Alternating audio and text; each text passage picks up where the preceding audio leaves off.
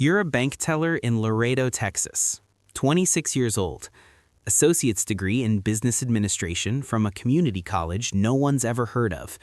You've been at the same branch for 3 years, processing deposits, flagging suspicious transactions, $38,000 a year. You know the rules. You've read the Bank Secrecy Act twice. You know what a suspicious activity report is, what triggers it, how to file one.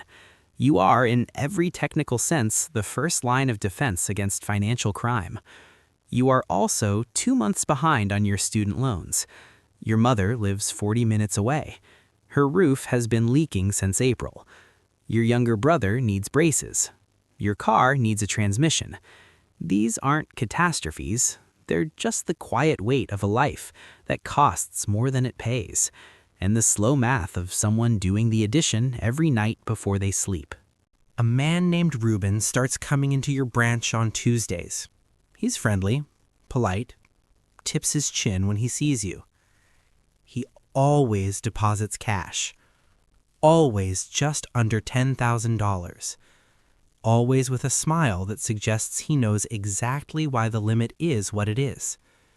You notice. Of course you notice. You were trained to notice.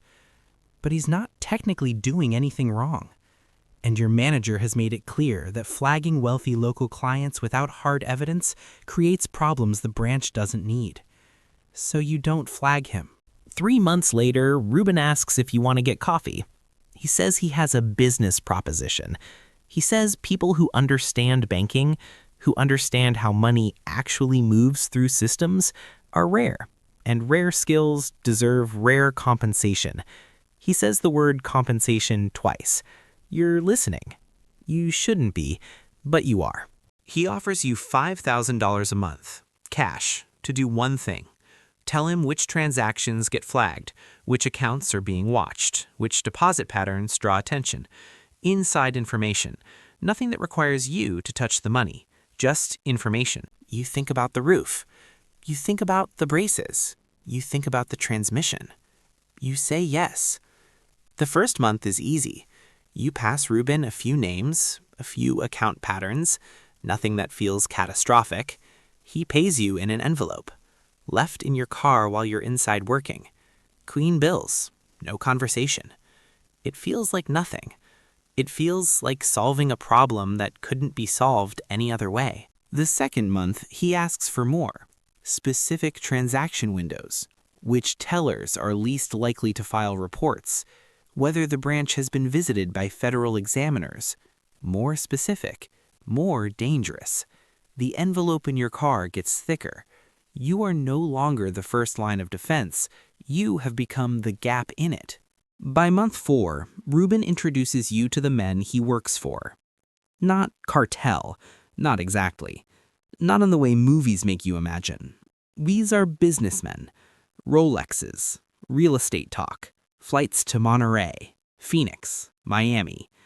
They explain what they need. Someone inside the financial system. Someone who can help money move without triggering the mechanisms designed to stop it. They tell you your role is small, that you're just one piece of a much larger structure, that the risk is distributed so widely no single person is exposed. They say this like it should comfort you. It almost does. The money starts moving through your branch in ways you help design, structuring deposits across multiple accounts, accounts opened by people who don't exist on any organizational chart, timing transactions to fall below thresholds, using front businesses, a landscaping company, a cleaning service, a trucking operation. Cash goes in dirty, comes out looking like wages. You are no longer passing information. You are part of the machine. Your salary, $38,000 a year. Your new income, $8,000 a month. You don't buy a new car. You don't take a vacation. You fix your mother's roof in cash. Say you saved up. You pay your loans slowly, carefully. You don't change your life. You just stop drowning.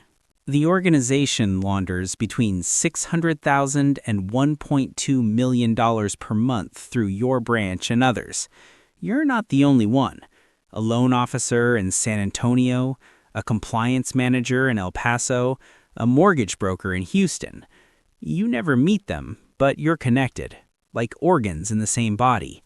Year 2, they want you to move. Bigger bank, more volume, less visibility. They already arranged the job. The interview is a formality. You transfer. Branch manager, $52,000 a year. You're moving up.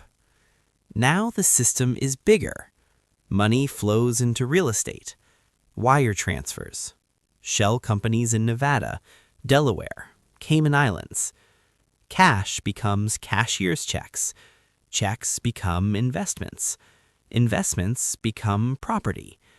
After enough layers, it's clean. You stop thinking about where it came from. That's the adaptation. You tell yourself, you're just a system expert, a facilitator. This is how people change, not in one moment, but in increments, in envelopes, in quiet decisions that stack. Year 3. A compliance officer starts asking questions. She's new, sharp, exactly who you used to be. She files a report. You find out first. You always do. You report it to the organization.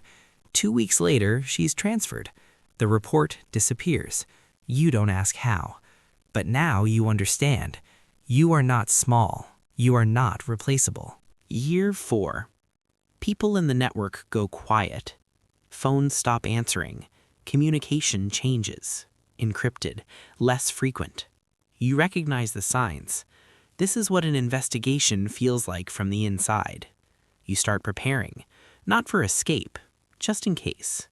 You move your money, hide connections, separate identities. You are now laundering your own income. Then the knock comes. Wednesday morning. IRSCI, FBI. They already know. You're arrested. The charges are heavy. Bank fraud, money laundering, conspiracy, decades in prison. Your lawyer is honest. Cooperate or disappear into the system. You cooperate. For 11 months, you explain everything. Accounts, structures, methods. Millions moved. Systems built. You get 5 years, reduced from 22. You serve 3. Your girlfriend leaves, your mother stays. You get out. Your brother picks you up. No questions, just silence. You can't work in banking anymore. That life is gone. You find a new job. Small nonprofit, $41,000 a year. The math still doesn't add up. It never did. The difference is you're not making it worse anymore. You were the system's defense. You became its weakness. You helped money forget where it came from. Now you remember everything. Numbers don't lie. You did. And eventually, the numbers told on you. That's how it ends. Not with loyalty, not with protection, with a paper trail. Money laundering isn't abstract. It moves through real banks, real systems, real people. People who knew exactly what they were doing and still said yes. If this hit different, subscribe. Drop a comment with what you want next.